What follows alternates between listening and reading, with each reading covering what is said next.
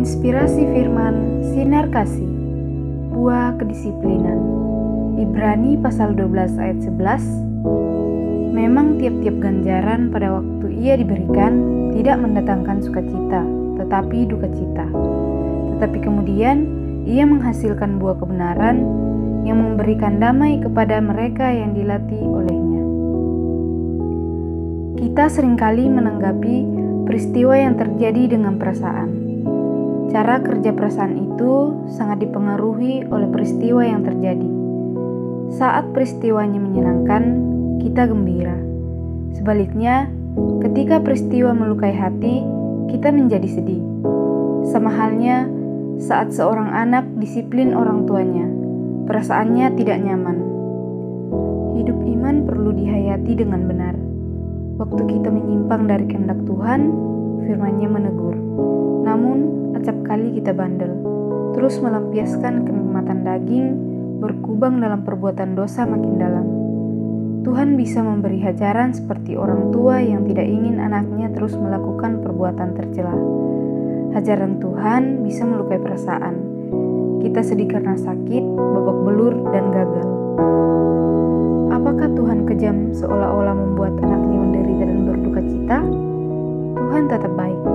Hajaran atau ganjaran terpaksa diberikan agar jalan hidup anak-anak Tuhan kembali pada jalur yang benar.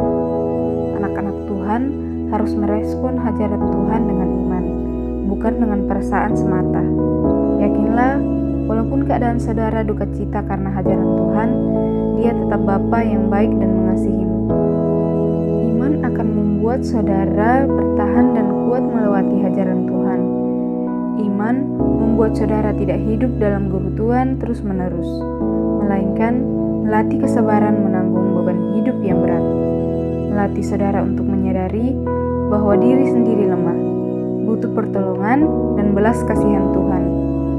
Penderitaan akibat hajaran Tuhan justru akan memurnikan iman dan membawa saudara hidup dalam kekudusan. Mari kita satu dalam doa. Ya Tuhan, kami sungguh mengucap syukur karena kasih dan pertolongan-Mu, sehingga kami masih dapat menikmati hembusan nafas yang Engkau anugerahkan sampai saat ini. Kami bersyukur untuk kesehatan dan perlindungan yang kami terima, dan kami menyerahkan hidup kami ke dalam tangan kuasa-Mu. Saat ini, kami mohon kiranya Tuhan senantiasa berkenan memberkati kami dari hari lepas hari, memberkati pekerjaan tangan kami, juga studi anak-anak kami. Kami juga menyerahkan bangsa dan negara kami ke dalam tangan-Mu. Kami percaya pemulihan pasti terjadi. Biarlah dalam situasi pandemi ini, anak-anak Tuhan tetap menguatkan iman percaya kepadamu. Ya Bapa, kami berdoa untuk pelayanan di Gereja Isa Al-Masih Jemaat Pringgading. Biarlah pelayanan yang dilakukan oleh setiap hamba-hamba-Mu boleh berkenan di hadapan hadirat Tuhan. Dan biarlah setiap jemaat yang dilayani memiliki kerinduan yang sungguh untuk mengenal Engkau lebih dalam lagi, sehingga semakin hari semakin berkenan di hadapan-Mu. Kami juga berdoa untuk Kampus Sekolah Tinggi Teologi dan Entrepreneurship Pringgading atau STEP. Biarlah kiranya Tuhan senantiasa menyertai dan memberkati lembaga pendidikan ini, supaya boleh menjadi saluran berkat dan kepanjangan tangan Tuhan untuk menciptakan generasi muda Kristen yang menjadi teladan yang benar di tengah bangsa kami Indonesia. Terima kasih Tuhan, kami serahkan seruan doa kami hanya dalam nama Tuhan Yesus Kristus. Kami berdoa dan mengucap syukur. Amin.